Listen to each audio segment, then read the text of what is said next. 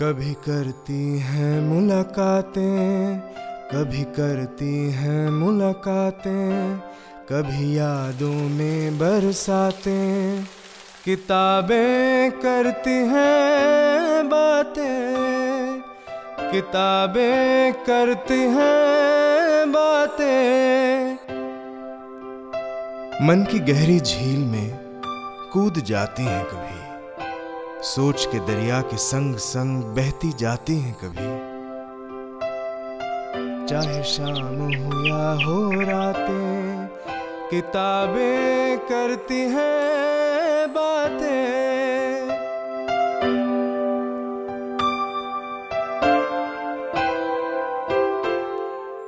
We are very happy today to have David Devidar on the Kitaabnama episode. David is a very well-known novelist, publisher, editor, and now an anthologist. He has been an attentive reader of Indian fiction from the time he was a teenager.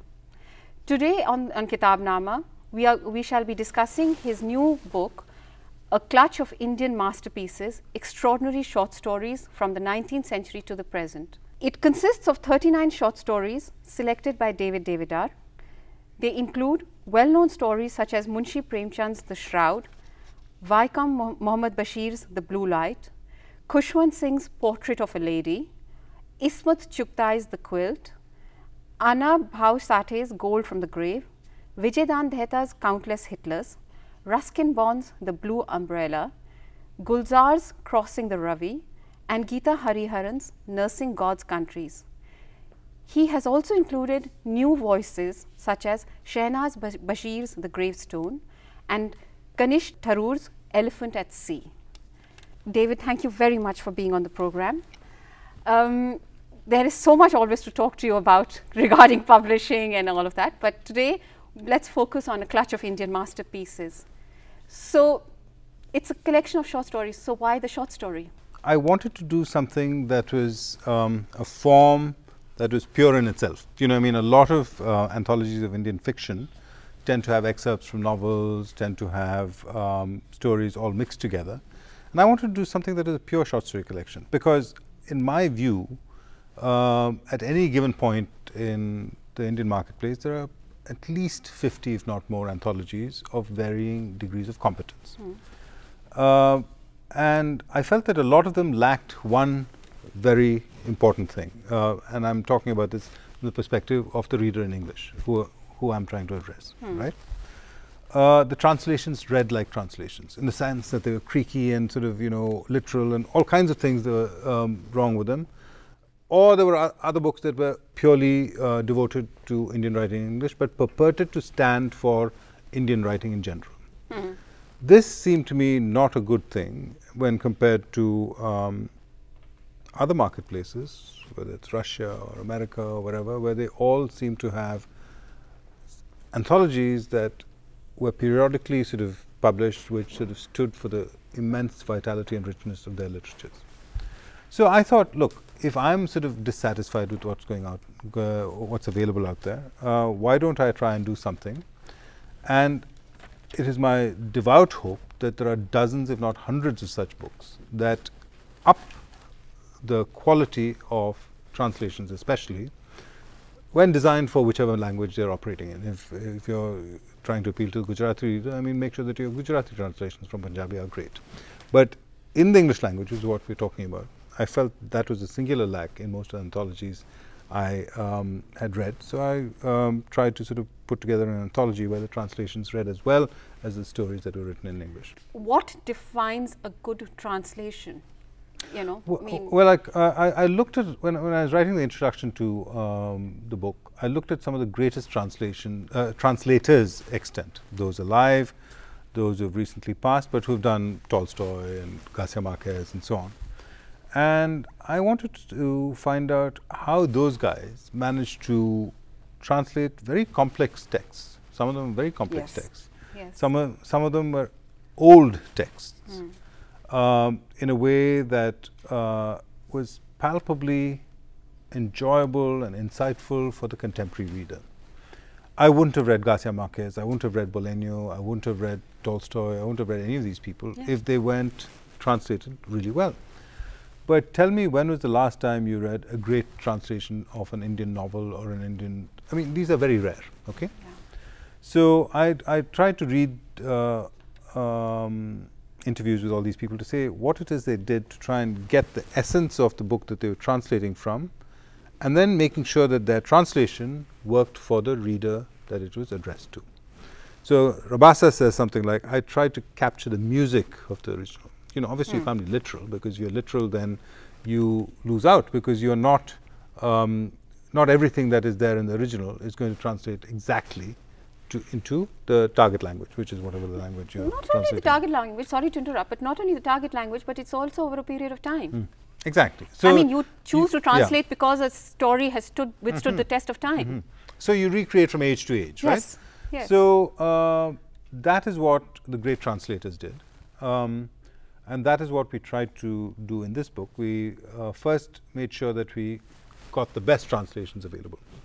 For example, Tagore, we were fortunate enough to get a Ghosh translation, Yes. an Amitav Ghosh translation. Because he's a great novelist, obviously he was able to transmit Yes. that excellence Comes through beautifully.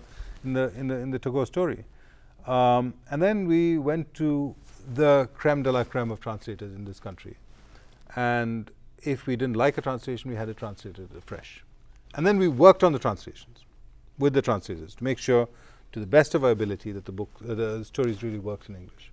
So a lot of effort went into making sure that this book worked for the reader while remaining true to the original. So that, I think, is what I'm very proud of where this book is concerned. I think that's exactly what shines through in this anthology. The effort doesn't show, but it does show as well, that you have worked at making the stories readable for a contemporary reader. You know, it comes through because it's not that you are ironing out the slight cultural nuances of a region or of the period of time in which it was written or anything, you know. And I'm not just talking about the translations, we'll come to that later, but it makes it easy to read. And for me, I mean, it's a short period of time, of course, but when I first read this book in November, and now it's a few months since then, you know, these stories still are with me. They're still with me. So that when I read just the table of contents, I'm like, okay, this is what happened. And I think that in itself is a remarkable thing. And if that is what your principle was, it seems to be working, doesn't it? Well, you know, the thing is, I've been in this business for a long time. You know, and when I say this business, I mean this business of reading, assessing, appreciating, and trying to disseminate Indian writing, well, in English, because that's the language I operate in, for a long time. Okay, and so that was the basis on which I thought I'd first anchor this book, which was stories that had stayed with me, like you say, for not just a few months, but for decades. Yes. So that was the first cut, you know. And I was telling you before the interview that I normally don't read interviews or reviews of any of the books I publish, because honestly, they have no interest to me. You know, I'm really interested in the negative ones. You know, because I want to see what it is that these people sort of are objecting to in the book. And there was this lady, and I won't tell you in which paper she wrote it, but fortunately this seems to be the only negative one that has appeared this far. She seemed to be upset by the fact that I'd had the temerity to actually decide that stories would go into this book on the basis of whether I liked them or not, which puzzled me greatly, but never mind. So what did I like about these stories? They were powerful enough to leave an impress on me that lasted for decades. That was the first lot. Then I went to a bunch of people that I admired and respected and said, you tell me, if you use that similar criterion, what it is that appealed to you. And then I would have the right of veto, because, you know, at the end of the day, you know, if I slap my name on the cover, I mean, I should have some right of veto, right? And I did not care whether the writer had won awards, was sort of, you know, thought of as the greatest thing since sliced bread in their language or whatever. None of these considerations applied. Because my proposition was simple. I would try and do something, And anyone who felt that things were missing, and there would be lots missing out of ignorance, because I can't read every single language. There are hundreds of mother tongues in India, dozens of official languages. There were stories that were ostensibly great that I didn't like, etc., etc. So my feeling was, I would hope to do this, and I would hope that there would be another dozen or 20 or 100 or whatever number of anthologies that others would do in the years to come, that I would be able to appreciate based on the very same criteria that I was applying here, which was excellence, excellence, excellence. But David, that's exactly what comes through. What also comes through is, you know, I appreciate the fact that you put in the 39 stories that truly appealed to you, and you read quite a few. Over 1,000, yeah. Yeah, over 1,000. But what I also like is the principle of arrangement. You know, a lot of the time, the subheadings of an anthology can be misleading. Here in this case, you've got extraordinary short stories from the 19th century to the present. Whereas when you and anthologies are meant to be opened wherever you like, but this was pure pleasure to read from cover to cover, because if you did that, you got a sense of not only the evolution of the short story form in the Indian subcontinent tradition of literature, but also the way language gets used. You get a sense of the periods, the different periods, and the remarkable confidence of writing which has come through, you know, and that in itself for me becomes a major landmark in Indian publishing, you know. Well, you know, I mean, for me, because you're introducing it to a new bunch of readers as well. Well, you know, I think writing should be free to breathe. You know, I mean, you start putting it into straitjackets and saying it belongs to this school and that school is for people who are academically inclined. This is meant for the general reader. This is meant for the enthusiast. This is meant for somebody who's new to Indian writing in English. And we're all new to Indian writing. Not Indian writing in English, but Indian writing. Yes. Because there is so much of it. There's so little of it that has been sort of translated well. And so I honestly believe that this is the most exciting literature in the world, because most of it is invisible. We know nothing about what's out there.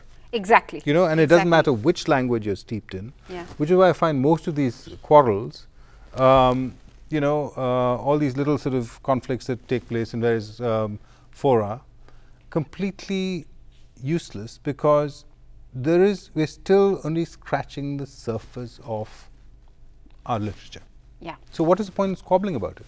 If a book like this can help in new readers, okay, not only discover writing or discover the familiar, and but hopefully in the future it influences the future form of publishing as well, and the form, I mean, you never know. I hope so. Not that you published A Suitable Boy, and look at the way you transform publishing. Well, you know, I think basically publishers come very low on the food chain when it comes to influencing literary trends or tastes or whatever. You know, at the end of the day, writers will write no matter what. Exactly. Readers will read no matter what. Yeah, but I think all we can do is nudge it a little bit in this direction, nudge it in that direction. And that is really, you know, like I said, this anthology was prompted by irritation. You know, I wasn't getting anything to read that I wanted to read. So I decided to do it myself. You know, I hope 100 people will decide to do the same thing. You know, and in that sense, maybe, you know, it'll lead to an efflorescence of more anthologies containing translations. This is not to say that a lot isn't being done. A lot is being done, but a lot more can be done, for the simple reason that we are the most complex literary society on the planet. I'm so glad to hear you say that. So, you know, how are we going to sort of, you know, package it and showcase it and all of that kind of thing? That's what I'm interested in. David, you know, it's not just about translations, this anthology. You've also got original writing in English. I mean, right from R.K. Narayan to Kanishk Tharoor and to Shahnaz Bashir. But so it's a range of writing to say, look, we are not just, you know, we don't need to be ghettoized in certain ways or being bracketed in certain kinds of literature or literary traditions. We exist, and we exist in various forms. But having said that, I mean, now this is a very technical question that I'm very curious to ask. Putting together an anthology, and especially in this day and age of where we are always concerned about rights and all of that, how difficult or easy or whatever was it to coordinate all the copyright issues? It is difficult because, you know, and that is something that anthologies run into all the time. Exactly, because you don't always know where to look for the copyright holders. They may be dead. They may be mistakenly identified, etc., etc., etc. But this was easier than most because of the fact that every single person we approached, with the exception of one person, said, "Of course," you know, and that was truly extraordinary from our perspective, because, you know, then the book was very close to the kind of book I had in mind. We're doing an anthology. The company I work for is doing an anthology next month, which also is a wonderful anthology. If anything, even more ambitious than this. It's called Unbound. It's an anthology of 2,000 years of women's writing, you know, from every single language that this person could sort of access.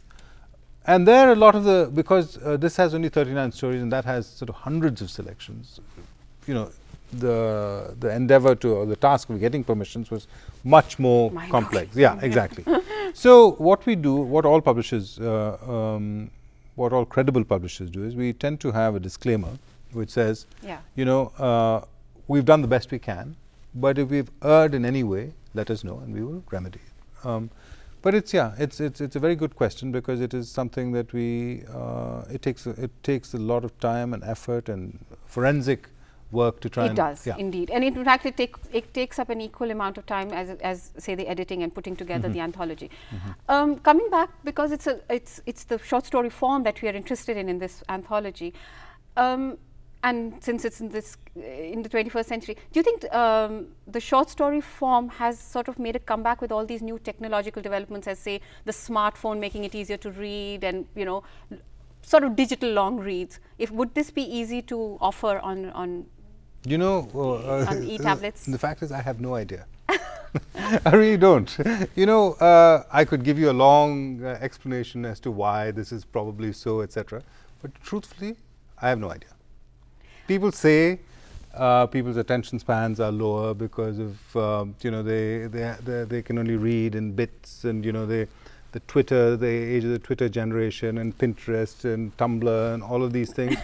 I can give you a very learned disquisition. I can see that. You know, on why the short story should work better than the novel, but the truth is I don't know.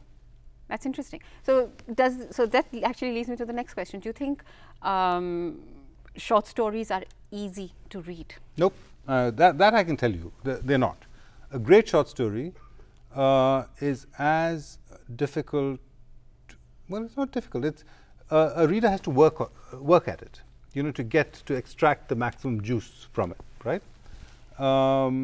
Because the great short story writers tend to say as much as less talented novelists or people who work in a longer form. They're able to say it in a fewer number of words, and I think this is why they're great stories. They're layered. There are many levels, you know. So I don't know whether it's easy or difficult to read, but I think the great short story, I mean, it's as rewarding to read a great short story as it is to read a great novel or a great play or whatever. There was one other question about you know, putting together an anthology of this kind. You have also chosen to include some unknown names, new names. How did you decide upon that? Well, you know, I just I don't mean to be unfair to them, but it's just it's an interest. Well, they're good. You know, they're very good. It's a really good question, because as somebody said, you know, with the older names, with people who have lasted for 100 years or 50 years or whatever, time has sort of, you know, they're time tested, you know. Whereas, is there any guarantee that somebody who sort of wrote a story last year or 3 years ago is going to be, whether that story is going to be read 5 years from now? I have no idea. But again, I go back to the criterion that I use when I was selecting these stories. From my limited perspective, you know, and all our perspectives are limited. Exactly. They're subjective and limited. I think these stories are great. You might think they're awful, but that's fine. Well, anyway, but thank you, David, very much for being on this show. And you must be extremely chuffed at the fact that in what, 3 months, 4 months since this book has been published, it's going into a reprint. Yeah, no, so that to me is the ultimate test of a book, you know, I mean, because we can't influence the reader, unlike say an academic publisher or a scientific, technical, medical publisher who's doing a text that you have to read. You know, if you're in that stream, you have to read it. But this book, you know, or any of the books that we publish, you know, it's the reader chooses to either buy it or ignore it. So the fact that it's reprinting to me is a kind of indication that it seems to be an okay book. Thank you, David, very much for being on Kitaabnama. It's been a pleasure having you. It's been great to be here. Thanks.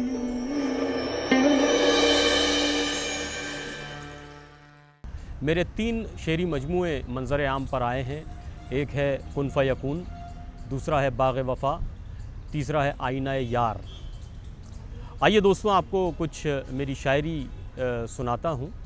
शेर यूँ अर्ज़ किया है कि लबों पे ज़िक्र तुम्हारा तुम्हारा नाम नहीं, लबों पे ज़िक्र तुम्हारा तुम्हारा नाम नहीं, खुदा न खास्ता ऐसी तो कोई शाम नहीं, खुदा न खास्ता ऐसी तो कोई शाम नहीं, हम आज तेरे तसव्वुर में रात काटेंगे, हम आज तेरे तसव्वुर में रात काटेंगे, यकीन जान हमें आज कोई काम नहीं, यकीन जान हमें आज कोई काम नहीं, और हर एक दानाए तस्बीह पर ये लिखा है, हर एक दानाए तस्बीह पर ये लिखा है, तुम्हारे नाम से अच्छा किसी का नाम नहीं, तुम्हारे नाम से अच्छा किसी का नाम नहीं।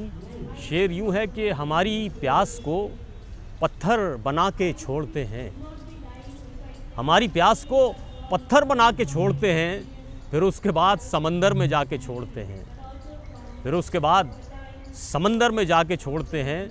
और चरब ज़बानी नहीं अपना मशगला लेकिन, चरब ज़बानी नहीं अपना मशगला लेकिन, करे जो कोई तो घर तक ले जाके छोड़ते हैं। शेर यूँ है कि चरब ज़बानी नहीं अपना मशगला लेकिन, शेर अर्ज़ करता हूँ कि दिल एक शीशा है, दिल एक शीशा है बरबत नहीं, मगर वासिफ़ बजाने वाले इसे भी बजा के छोड़ते हैं।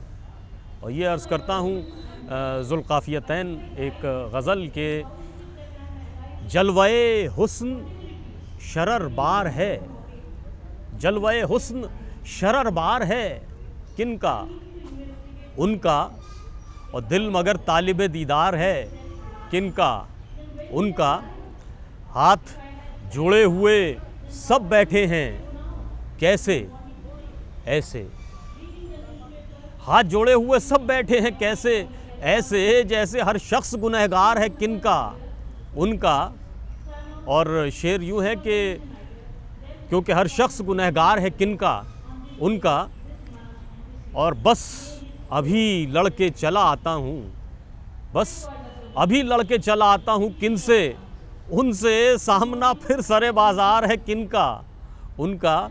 और एक शेक्सपियर का थॉट था जिसको मैंने नज़म किया है कि आप हम जो भी किया करते हैं सब नाटक है, आप हम जो भी किया करते हैं सब नाटक है, क्योंकि हर एक कलाकार है किनका उनका, और सारी दुनिया है तुम्हारी ही मुखालिफ वासिफ़, सारी दुनिया है तुम्हारी ही मुखालिफ वासिफ़, सारा संसार तरफदार है किनका उनका।